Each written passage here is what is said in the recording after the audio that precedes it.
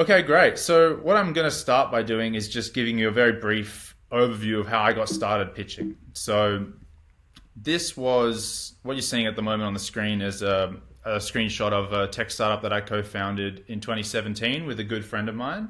It was called Bellr.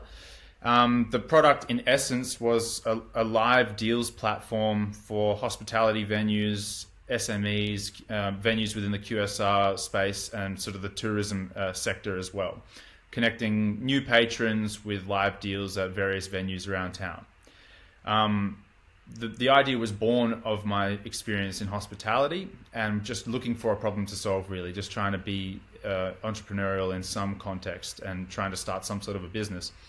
Obviously, this was a very saturated space, and we were very naive as founders when we started this venture as well. So going into it, I think we were very starry-eyed about the potential and didn't really understand quite how intense the startup journey is. But nonetheless, it was almost a bit of that naivety which allowed us to actually get quite far with it.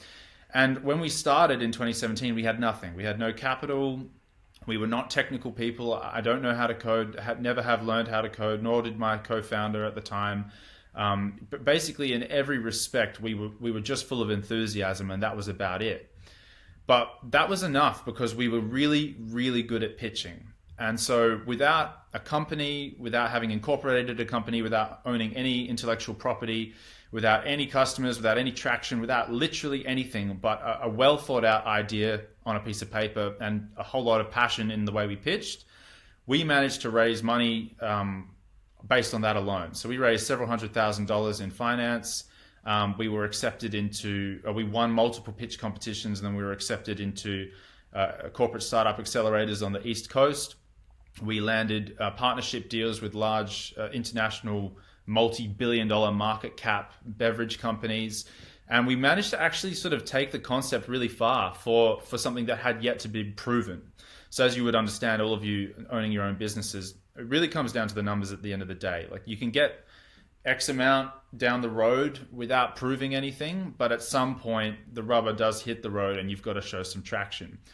But in the meantime, your ability to pitch in that early phase of your business, where you're just trying to convince the first person to give you a little bit of money or bring those first few clients on, that's the moment where the pitch is really very important, because you don't have the numbers to speak for the venture, so you need to speak on behalf of them.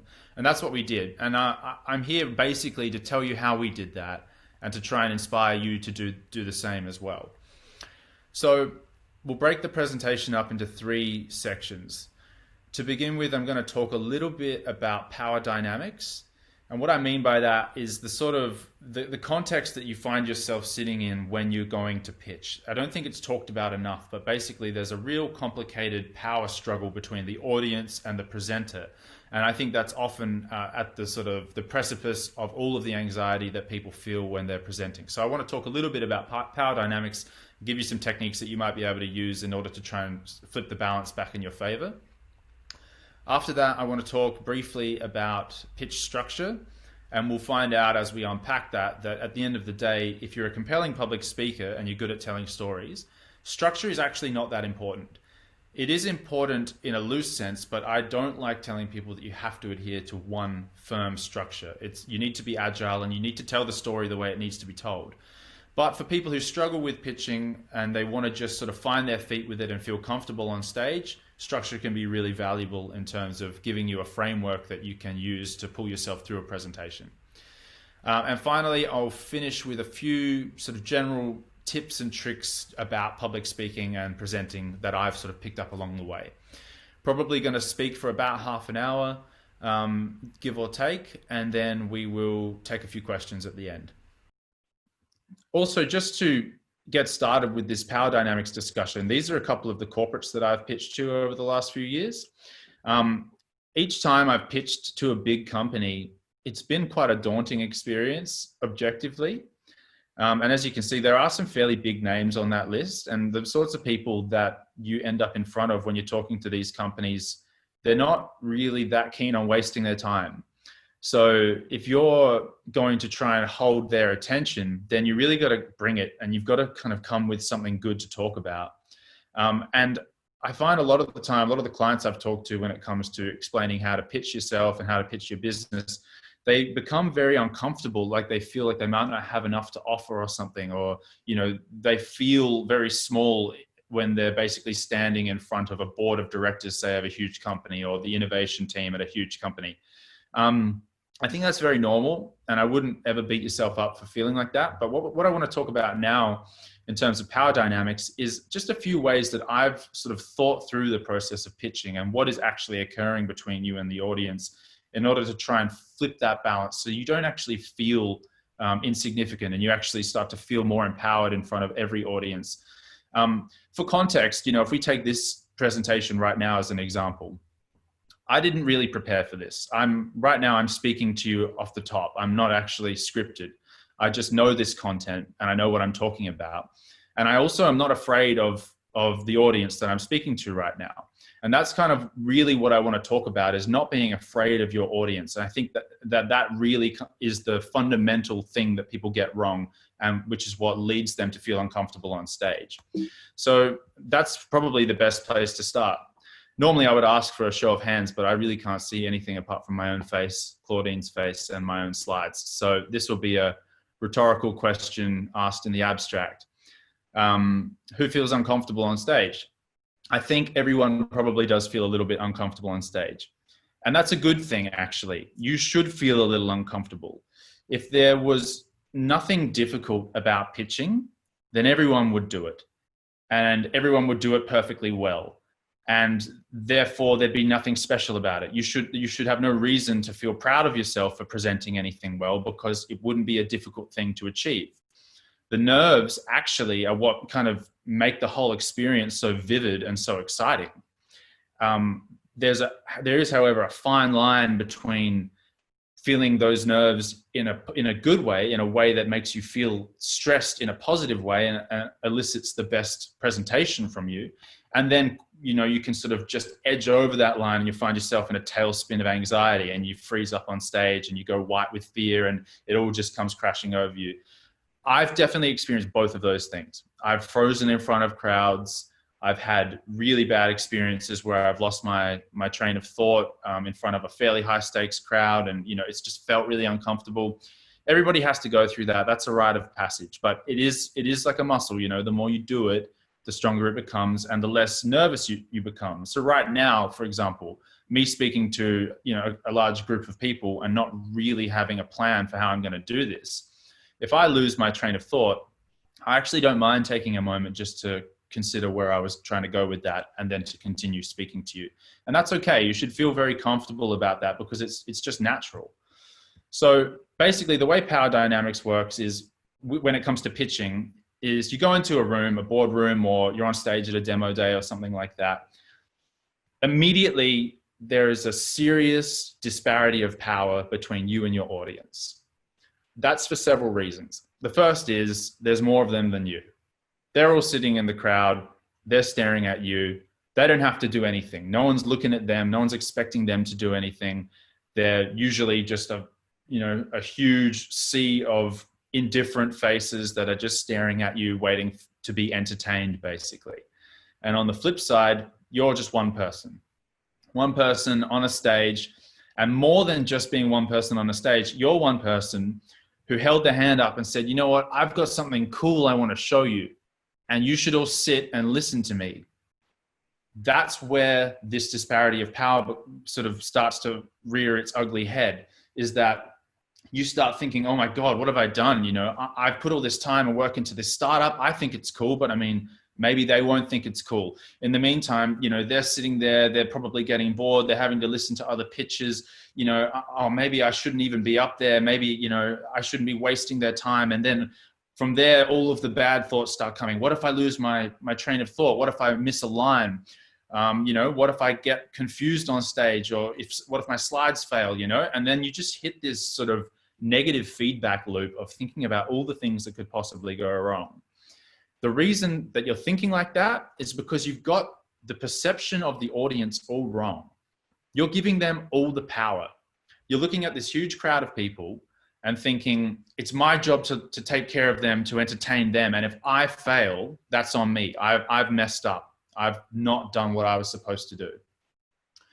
I want to try and flip that on its head. And this is where this is the essentially the point that I'm trying to make when it comes to power dynamics is don't make your audience into a scary demon. Don't make them into something to be feared. Instead, flip it on its head and think about what's actually happening. That's the next bit.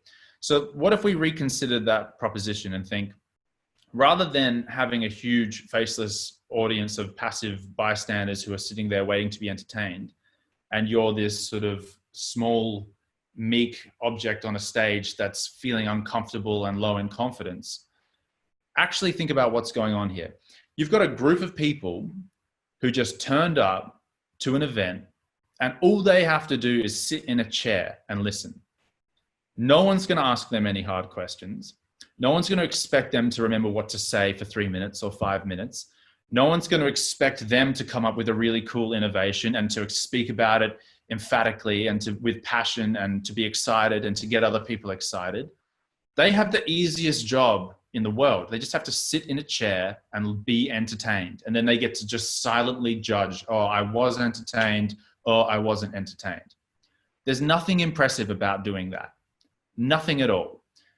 What's impressive is you actually. You're the one who deserves to feel proud of what they're doing, because what you're actually doing is putting your hand up and saying, you know what, I've got the guts to get up on this stage and do something which is very difficult. It is difficult to hold the attention of a crowd. It is difficult to speak about your business passionately and to excite other people about it. Like we said before, if it wasn't difficult, then everyone would do it and there'd be nothing to feel proud about. So if you're up on that stage and you make a mistake, well, guess what? Every single person in that audience has probably made that mistake before too. Many of them have probably never even had the guts to attempt what you're doing and even had the opportunity to make that mistake. So the fact that you're even up there, the fact that you're even putting yourself out there, you're putting it all on the line, you have a lot to lose, a lot to gain, and you're saying, you know what, come hell or high water, I'm going to do my very best and I'm going to get up there because I've got something to say and I want them to hear it. That's impressive. And anyone who feels underconfident on stage should remember that, is that the fact that you even got up on that stage means that you're already doing something way more impressive than every single person in the audience.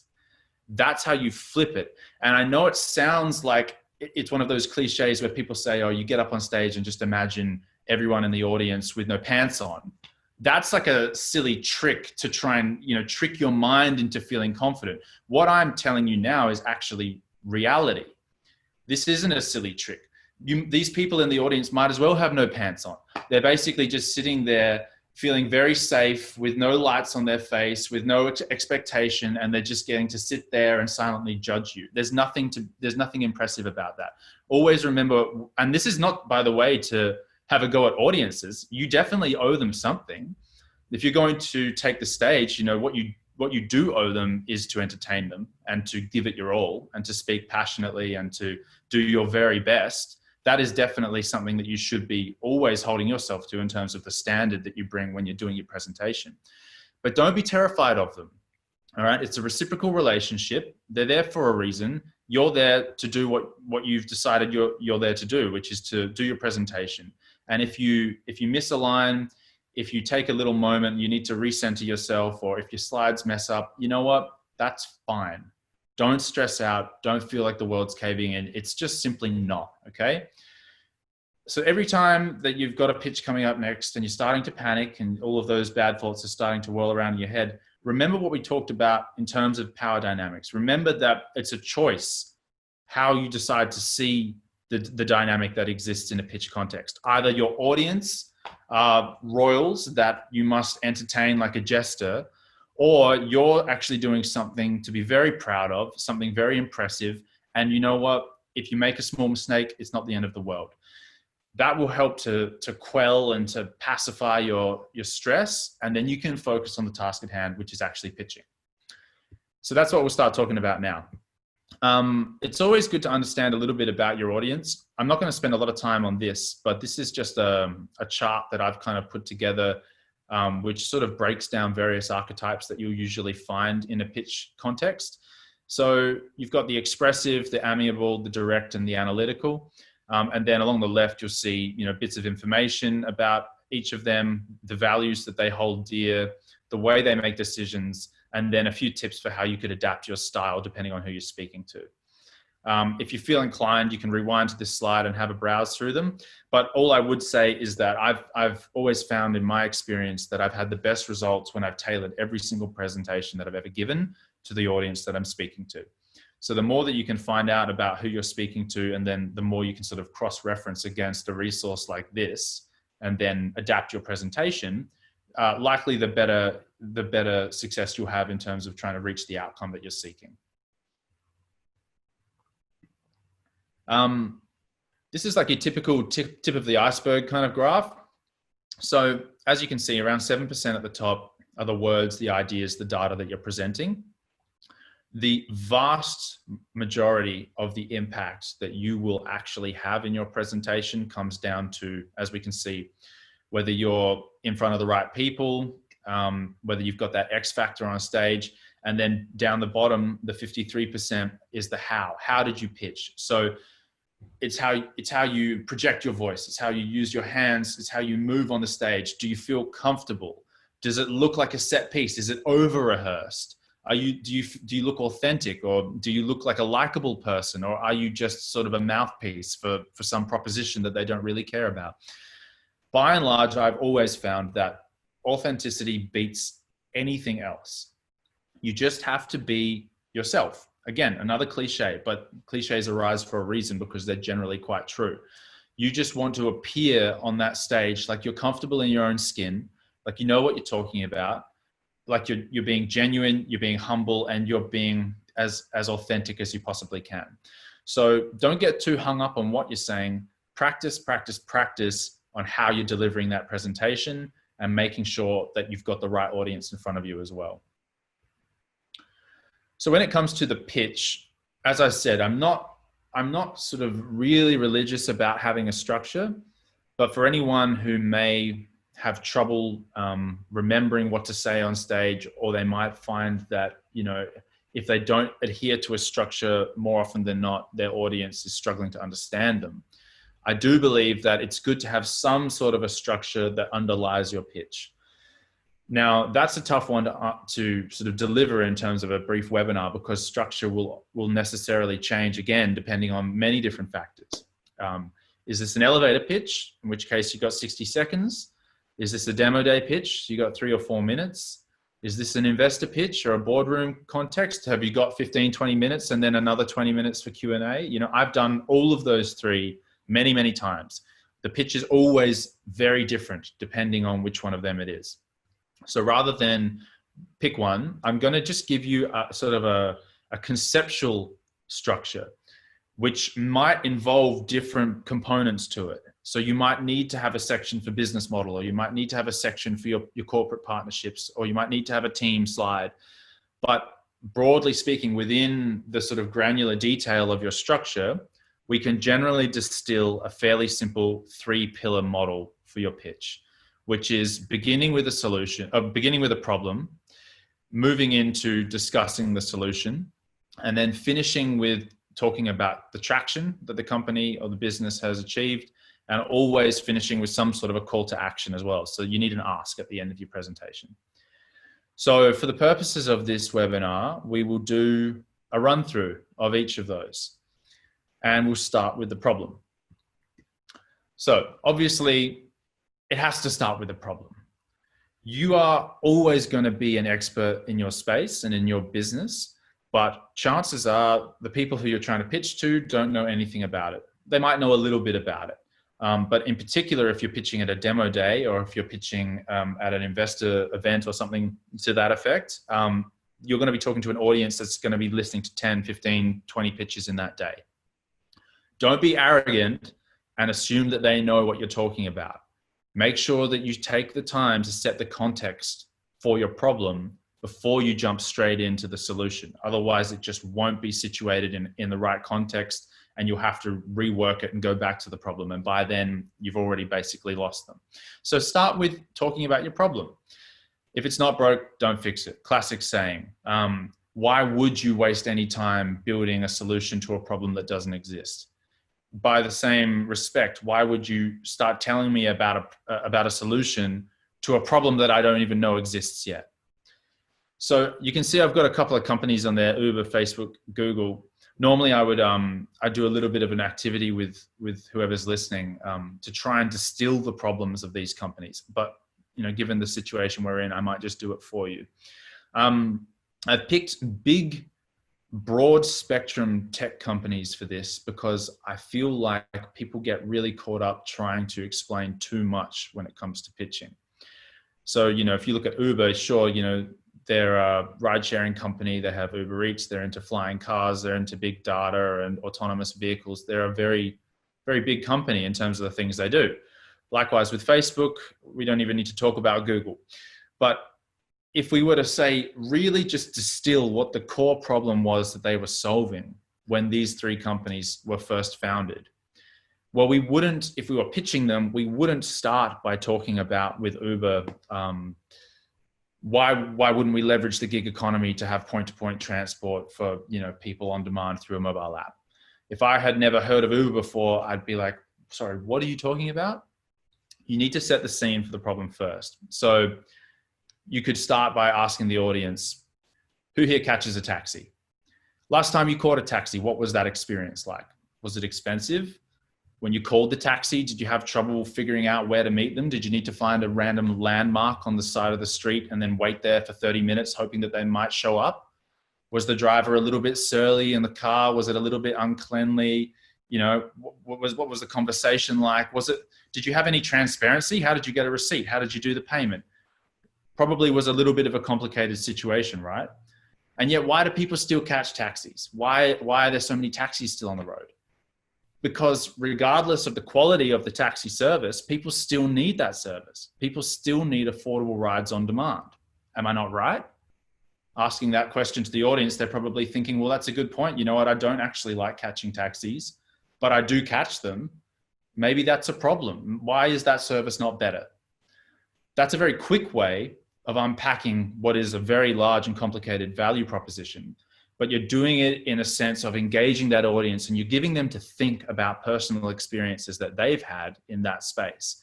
They're probably thinking back to the last time that they jumped into a taxi, the last time they had a complicated ride, or the last time they had a bad interaction with the driver. And this is obviously in the context of a world which hadn't seen Uber before. So obviously no one probably catches taxis anymore. But anyway, you see what I'm saying.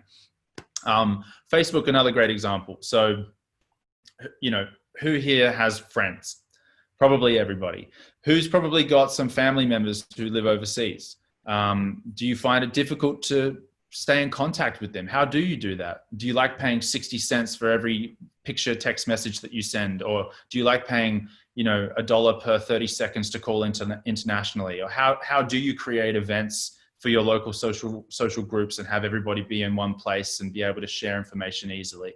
Well, before Facebook, you probably didn't. But the fact is, humans are social creatures. We need to have direct connection to each other as much as possible in order to fulfill that social impulse that we all have as humans. So once you start, again, you're starting to evoke some emotive feelings from your audience. You're talking about, maybe one person in the audience has a mother that lives overseas, and she hates, how much it costs her to stay in contact with her. Or, someone's trying to arrange a baby shower and they had to, call 100 people and keep a Excel spreadsheet of all the names. And, it's just a complicated situation. So again, we're taking real world examples, we're throwing them out to the crowd, making them think about, personal ways they could relate to that, and then sort of situating it within a context where, well, maybe this is a problem to be solved. Again, as you'll notice with Uber and Facebook so far, I haven't talked at all about the product yet. I haven't talked about the way Uber solves that problem, the way Facebook solves that problem.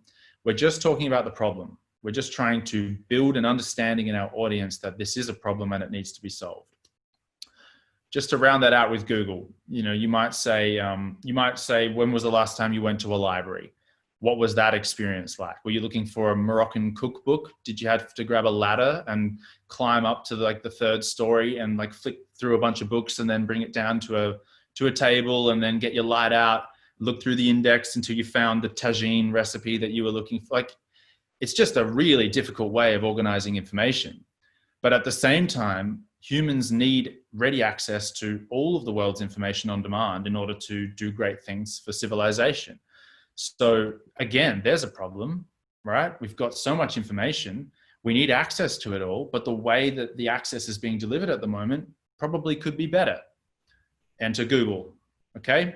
So 3 of the biggest tech companies of our generation, their problems can be summarized fairly simply just by using real world analogies, getting your audience to think about, personal experiences they may have had with that problem.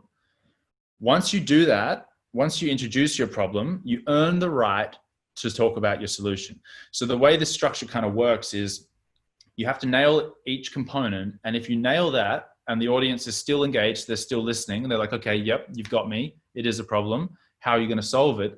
That's the point where, okay, you've done your job. They're still interested. Now you get to talk about your solution, which is the part everyone likes to talk about because it's what we spend all of the time working on. But there is a way to do that as well.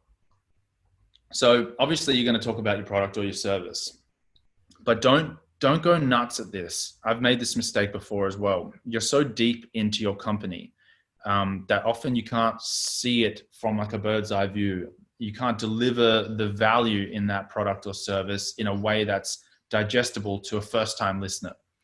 So this is the way I do it in order to try and break that down, is you want to talk about the features of your product or service, and then you want to connect features to benefits. So it's a subtle distinction, but it is important. Features are things that your product does or has. So it's the megapixels of your camera. It's whether your jeans are waterproof. You get it, right? It's a feature. The benefit is why the customer wants that feature, what the problem in that customer's life is being solved by that feature. So for example, a high quality camera means, well, I can take nicer photos of my dog. Waterproof pants means I can go hiking for longer without getting waterlogged. You see what I mean? They're not actually interested in the feature really. They're just interested in the benefit, but you want to introduce it in that way so it logically flows. This is my feature. This is the benefit. Again, it is a subtle distinction. So we'll use one of my favorite products as an example.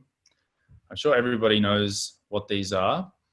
You're probably also getting an idea of the age of my slides, understanding that the Pros have now been launched. But nonetheless, the AirPods product. I'm a massive Mac fan, by the way, so apologies to any rusted on PC fanatics in the crowd. I'm sure there are a few actually, so probably shouldn't say that too loud. It's been recorded anyway, it doesn't matter. What's the key feature of this product? It should be pretty obvious. They're cordless, okay? They're regular headphones, but with one big difference. They have no cord. So how would we pitch this, okay? Let's circle back and start with the problem. Now, I could probably just put that slide up and everybody would understand the problem. So this is a good example actually of how you can use slides to your benefit as well when it comes to pitching. Never undersell the power of using imagery in order to immediately say what 100 words might be needed in order to say. So I might say something like, well, who here uses headphones? Okay, everyone would put their hands up. Great, how many of them are corded? 90%. Okay, so of the corded headphone users, do you enjoy having to solve a tangled, knotted Rubik's Cube every time you pull your headphones out of your pocket? Do you like the fact that they get caught on things and ripped out of your ears violently? Do you like the fact that the wires fray and break and it's some sort of an electrical surge risk? Is this an enjoyable interface with your technology? Probably not, right? So once we've instilled that concept of frustration that is born of corded headphones into the audience, and people are nodding and they're like, yeah, actually, you know what? That is annoying. I don't know why I didn't notice how much of a problem that was before.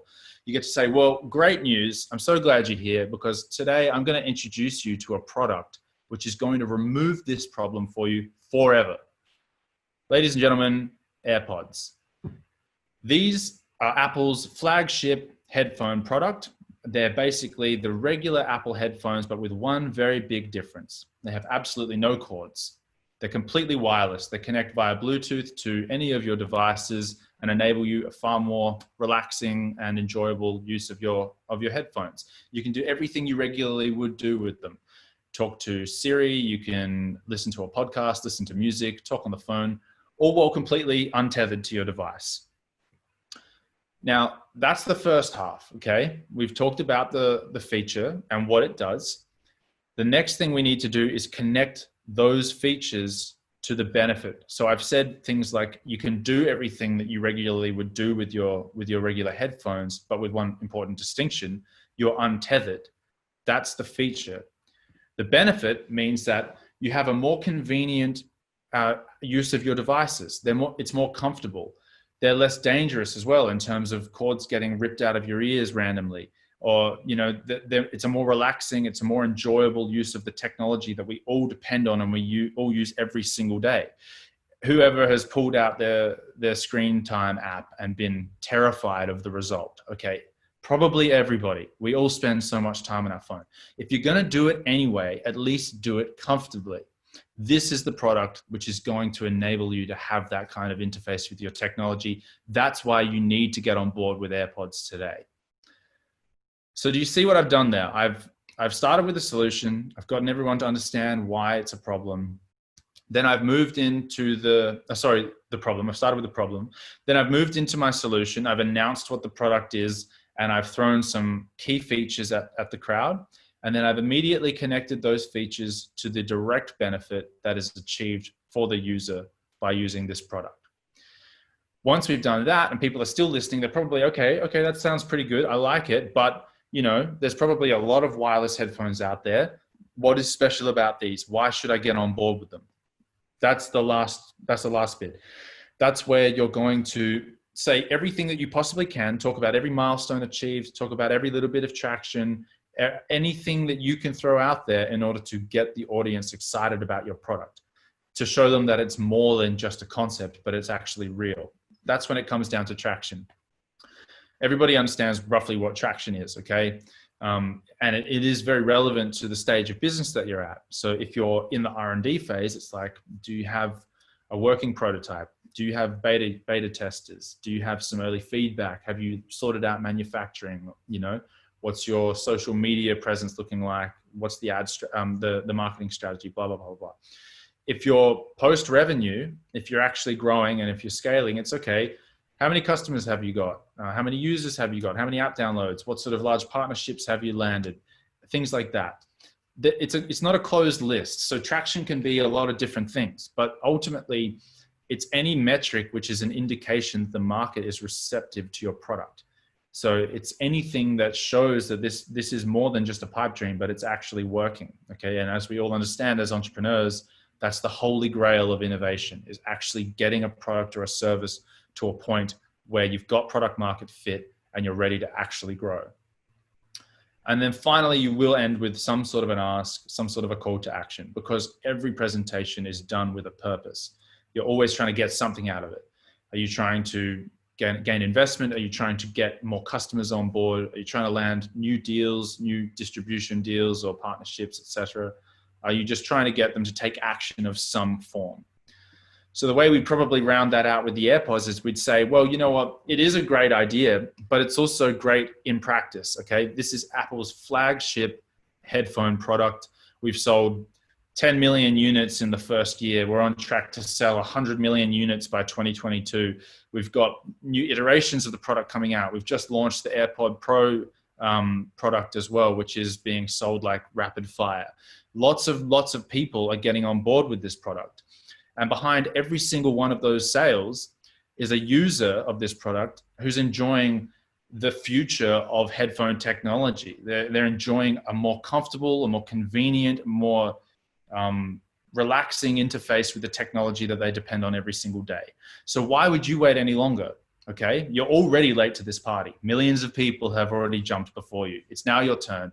Go out, grab yourself a pair of AirPods and join the club. That's a nice clean way of trying to put the emphasis back onto the audience and say, look, the traction speaks for itself. This product works. What are you waiting for? What more proof do you need now to go and get a pair? And then that last little bit, go and get your pair today. It's just something to try and stick in the audience's mind so that when they go home and they're sort of chilling out, ready to go to bed, and they're thinking about what they did for the day and they're decompressing, you want to have some sort of little niggling piece of information that you stuck in their mind that makes them go back to your pitch and think about it again and be like, you know what, maybe I will visit their website. Maybe I will sign up to that newsletter, or I will chuck my email in because I'm actually curious. I want to know what they're going to do. You know, they did a good job. If you don't ask for that, then don't be surprised when you don't get it. Okay. You did all the work. You got on stage, you nailed your pitch. You've earned the opportunity. You've earned the right to ask for something. So figure out what that is and make sure you do ask for it. Okay, cool. So that brings us to the end of structure. So we'll just quickly summarize structure. As I said, various different kinds of pitches, and they all require a unique approach. For, say, an investor pitch, you know, you're going to need to do things like financial modeling. You're going to need to show who the team is. You're going to need to talk about your business model. You're going to need to talk about, you know, your marketing strategy, key hires, blah, blah, blah, blah, blah. And any of you who want to know more about how to tailor the slide deck and tailor the presentation structure depending on a specific set outcome and a specific pitch, you're all going to have my contact details at the end of this. And if you want to talk to me directly, we can have that conversation.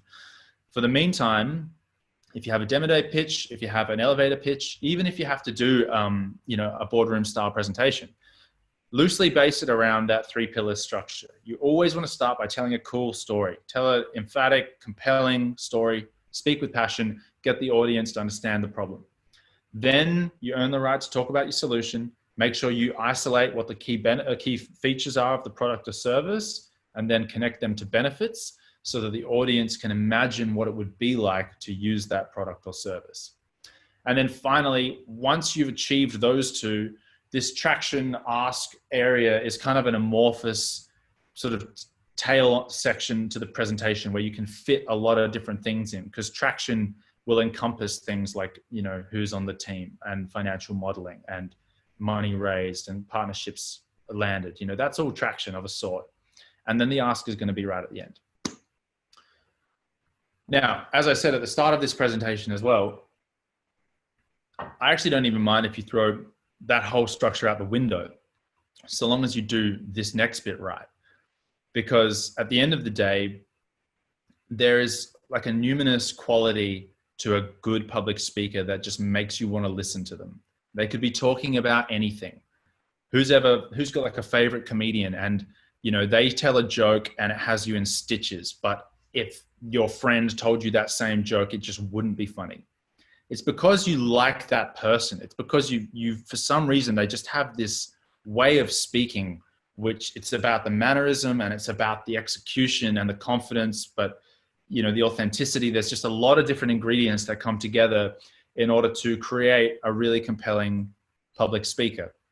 If you can do that, if you learn how to do that, then you don't really need the structure as much, because you're going to be able to carry the audience's attention based on your own merits. You should still have a loose structure, but what we're going to talk about now, just to round out this presentation, will be a few key takeaways that I've, you know, understood through my career in pitching, which I feel are very important to the delivery of a really good pitch. And some of them are obvious, but I'm still going to talk about them. Starting with eye contact, okay? Probably one of the most, if not the most important. I really don't like when people get up on stage and pitch reading their phone or reading notes or spend the whole time staring at their slides. I know that it's necessary for some people, but even if that's you, you've got to make sure that you're building a lot of eye contact into your presentation. That's why when I present, I don't take any notes up. If it's a very long and structured presentation, I'll memorize it.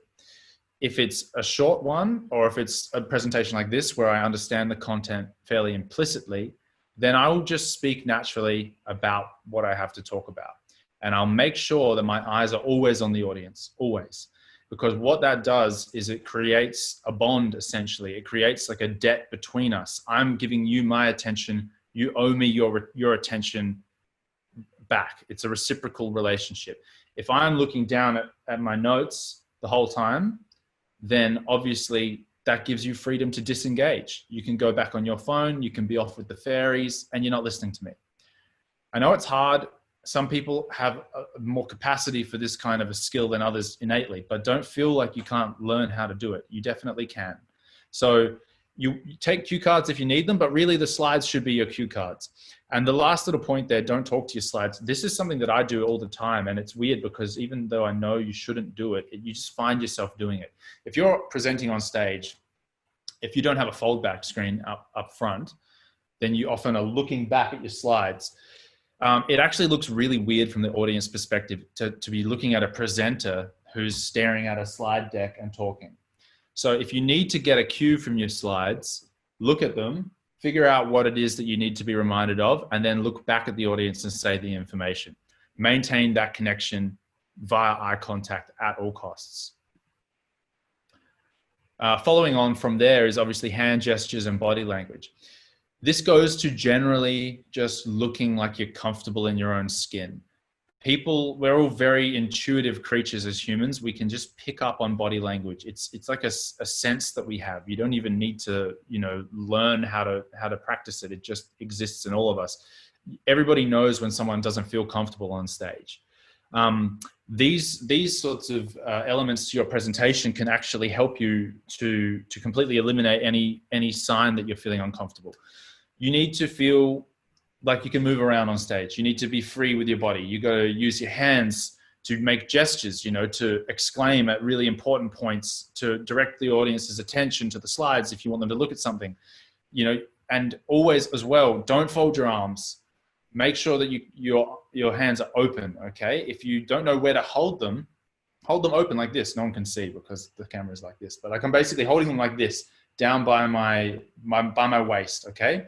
And you always want to maintain like a sort of open space within your torso, because that again, it's a body language thing. It's a direct connection between you and the crowd. If you're like this, or you got your phone reading your notes and you're like this and you're kind of like off to the side or something, it just doesn't look good. You just don't look like you want to be there. And that's the quickest way to make the audience not want to be there, is if you don't look like you want to be there.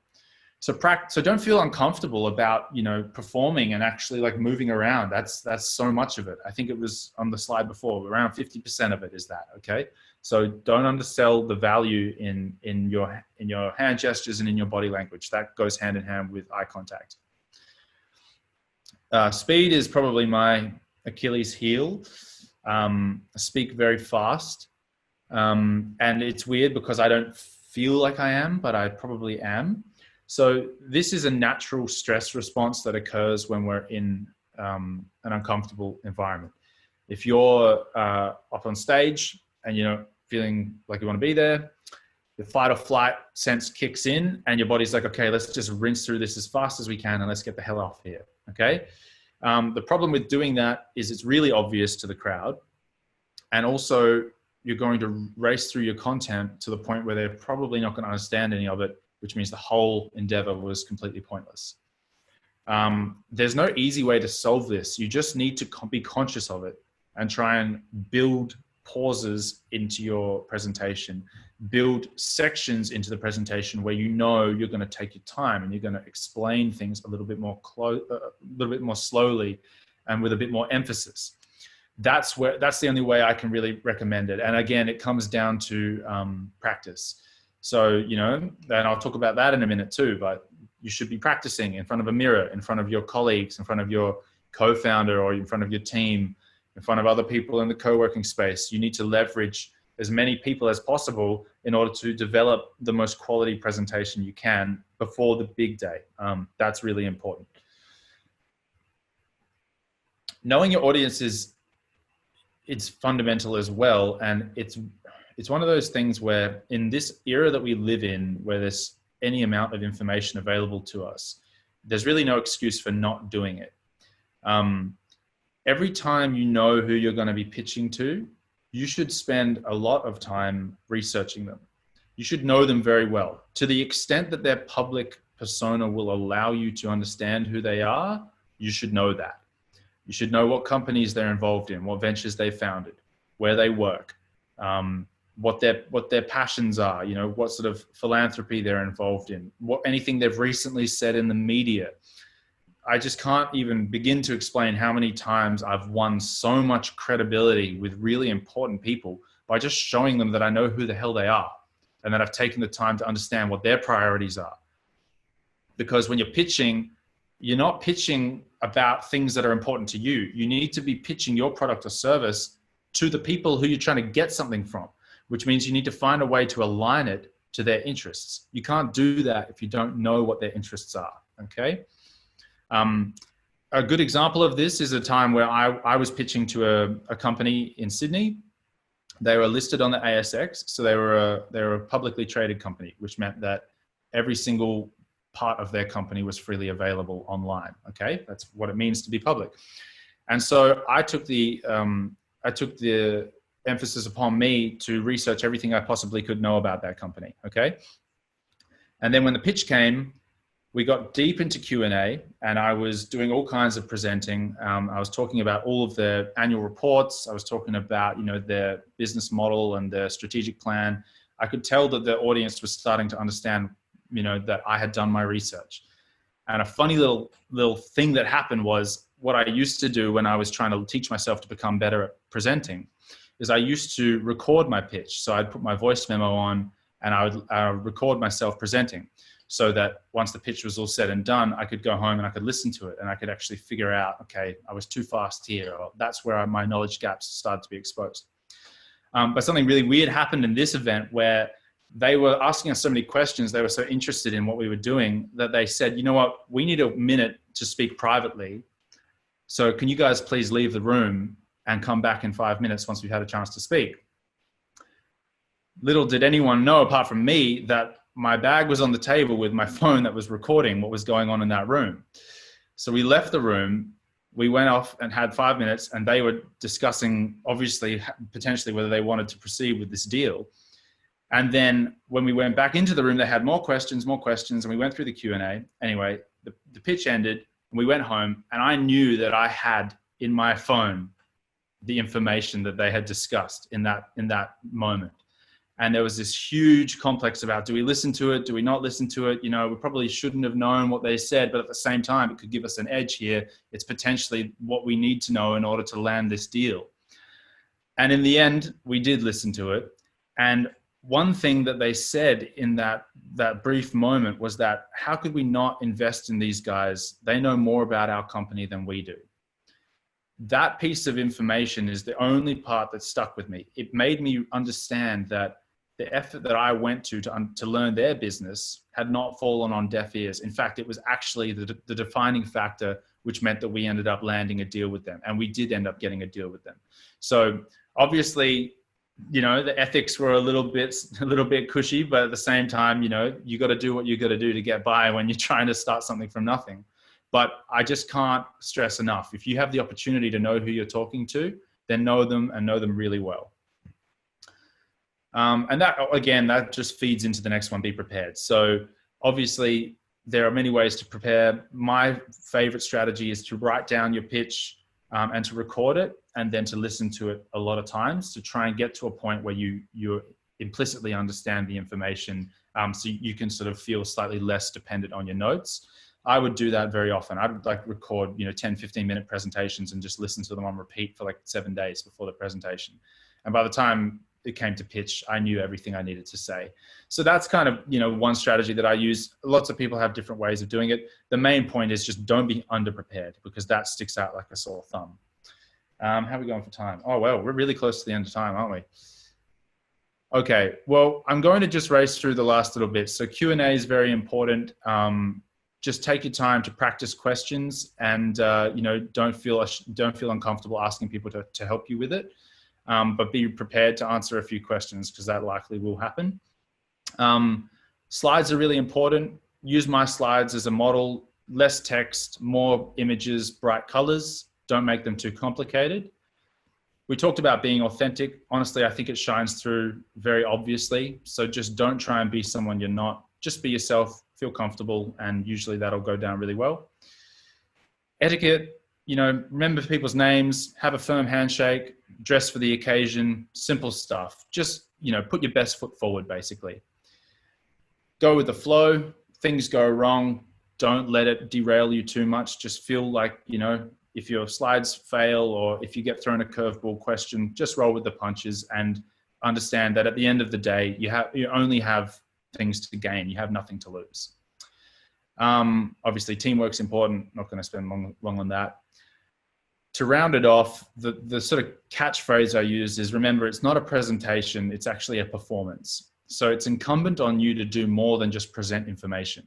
You need to take the stage, you need to really own it, you need to bring 100% of your enthusiasm and your passion to every opportunity, and that's what will make the difference between a pitch that's a pass and a pitch that really stands out and actually gets you what you're trying to get done. So I think I've gone a little bit over where I wanted to get to. So I'll leave it at that for now. Claudine, I don't know if we have any time for any questions. I'm happy to stick around for a little bit.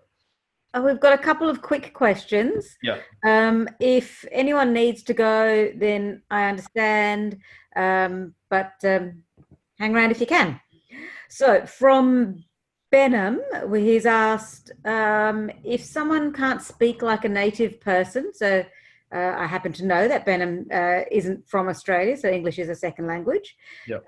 How can that person pitch in a way that's a little more accessible? Do they have, okay, it's hard to ask qualifying questions. So if you can't speak like a native, but you obviously can speak some English, I'm assuming. He speaks very good English. Oh, great. Okay, well, that goes back to the power dynamics thing.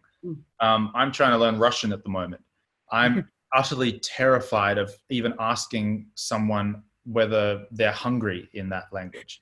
I find it very impressive, anyone who is bilingual and can speak another language. When you're up on stage and you're speaking to an audience in a language other than your native language, then that just adds to your credibility. That just makes you even more impressive of a person, because you're taking all of the risk that everyone else is taking, and then you're basically timesing it by 10 by throwing yourself into deep water and speaking in a language that you're not, natively fluent in. So I've judged a lot of pitch comps for a lot of international students across various universities in my career. Of course, there are going to be stumbling blocks. There'll be points where you feel like you can't articulate what you're trying to say. The way you can avoid that is to, make sure that you prepare your pitch with a lot of input from people who are native and native speakers, and they'll be able to help you, guide you with your language to make it more understandable. But just beyond that, just back yourself. You're doing something really impressive anyway. The audience that you're speaking to very likely can't speak your native language. So just remember that. Excellent. Now, he's also asked, how do you talk about a problem with a product without any negative impact, without it sounding like you're putting the product down? How do you talk about it? Oh, like as if we're being honest about the flaws in our own product or something. I think he's talking about the problem that he's solving. So there's a problem with a product, and he's right. So how do you do it without bashing someone else's product? Yeah. Basically? Yeah. Well, kind of just got to bash it, like, yeah. I mean, you can do it in a classy way. You don't want to be arrogant. I hate arrogance. Arrogance in entrepreneurship is rife, and I personally find it disgusting. So don't get up on stage and talk about how you're going to change the whole world, and everybody else who tried to solve this problem are fooling themselves, and you've got the magic bullet. Be humble and honestly wrestle with the challenges. So, this product does XYZ great, but they really fall down in this space, and that's just true. And we're here to change that. We're here to try and build on the success of our predecessors and try to advance the quality of this product by entering something new into the market, which is going to, do everything this product did plus more. So rather than making it negative, focusing on their negative sides, focus on how their pitfalls have created an opportunity for you, and that's what you're looking to fill. Excellent. So it's really positive, in fact. Even though it is, look, honesty, you should always be honest. And if a product has simply failed to get it 100% right, then be honest about that. Like you can do that in a classy way with humility, without seeming arrogant. If you can do that, then you're basically just being honest. It's when it tips over into arrogance that I personally think there's no room for that. Excellent. Thank you. From Amanda, how did you combat the issue of not having a tech background when pitching your apps? Yeah, it is very tough. Learn as much as you can in terms of, like, if you're in a CEO position, you will be expected to have a cursory understanding of everything to do with your business. You need to understand the jargon. You need to be able to answer questions and then defer to your CTO. There are many ways to go about it. Initially, we went the route of hiring freelancers, hiring a dev company to build our app. I wouldn't do that anymore. I think the no-code movement has reached a point now where anyone with enough, passion and enough dedication can understand, the fundamentals of coding or fundamentals of building a digital product to the point where you can build an MVP, test it, validate or invalidate your concept, and then probably raise enough money or get an actual CTO involved in the company for some equity. So, just try and learn as much as you can in the meantime. I know for a fact I'm never going to learn how to code. I've already figured out what my core competency is, and it's not in coding. So I don't expect to do that, but I'm still going to build tech products because there's room for people like me in every tech company. So don't feel like you need to become an encyclopedia on technology, but learn enough that you can hold your weight in conversation, and then, find someone technical to join your team and cut them in with some equity. Yeah. Should you have them on stage when you're presenting to field questions? Well, that's very dependent. If you're in a boardroom context, then of course they should definitely be there, especially if what you're pitching is tech heavy. If it's a demo day, then you're the CEO. You should be able to, first of all, there probably won't be many questions. If it's like a pitch comp, what we used to do was I would take the pitch, and my co-founder, who is far more technical than I am, would be with me, usually running the slides, and he would be available to answer questions if I needed to defer to him. But you should be capable of answering most questions that you're going to get in that context without needing to go to someone else. Okay. And from Benham again, how can you manage your time to explain everything in that allotted period? You can't explain everything. That's why people go very wrong. Don't try to explain everything, because then you end up explaining nothing. You need to pick the salient points. That's why I talk about distilling a problem to a simple analogy to someone's life. Pick big, aspirational, visionary problems and provide big, aspirational, visionary solutions to them in a small amount of words. And the detail can get figured out in due diligence. That's the way I approach it. If you're trying to pitch someone, right, investors, they're usually, they're going to shoot from the hip. They'll figure out if they like you or not pretty quickly. They'll figure out whether they think they can trust you or not pretty quickly. And you should be able to get the second meeting from them based upon 60 seconds, okay? If you get the second meeting, then maybe it's a coffee and you're going to get the opportunity to talk a little bit more about it, but it's probably still only 15 minutes. So don't get caught up in every little detail, every little partnership you're going to explore, every single marketing channel you've got in the wings, every feature you've got planned on the roadmap. Don't do that.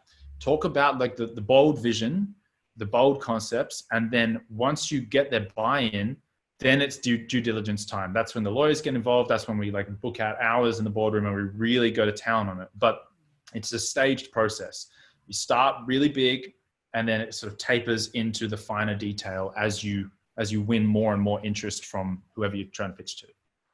So that goes back to what you're saying, and I'm paraphrasing earlier, that no one's going to need the detail that you believe is so important to this, and probably is, but no one else in that pitching situation needs that level of information.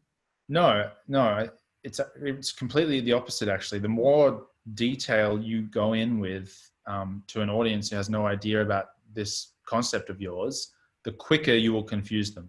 And I'm speaking as someone who's made that mistake many times. So it's something that sometimes you have to learn it the hard way.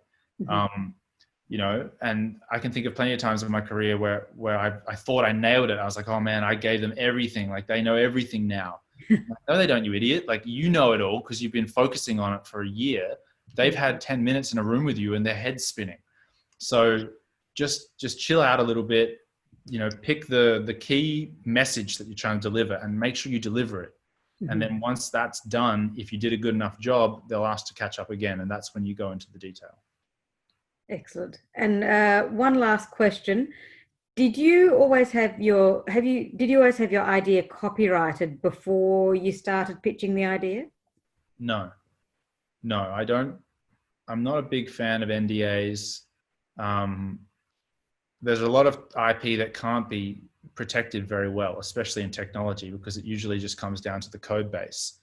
So, you know, I grappled with, because I have a legal background. We thought about taking NDAs to investor meetings, and then I realized, like, your idea is not what's going to change the world. It's how you execute on that idea. There are many, many good ideas, and 99% of them go down the toilet because no one knows how to actually bring them to life. So don't get hung up on some concept that you have. If you have genuine, bona fide intellectual property, like you've really built a better mousetrap in some way, then yes, you should patent it. You should get copyright over it to the extent that you can. You should definitely get a trademark. That's a big one. I've had trouble with trademarks in the past. If you haven't trademarked your brand, you should go and do that ASAP.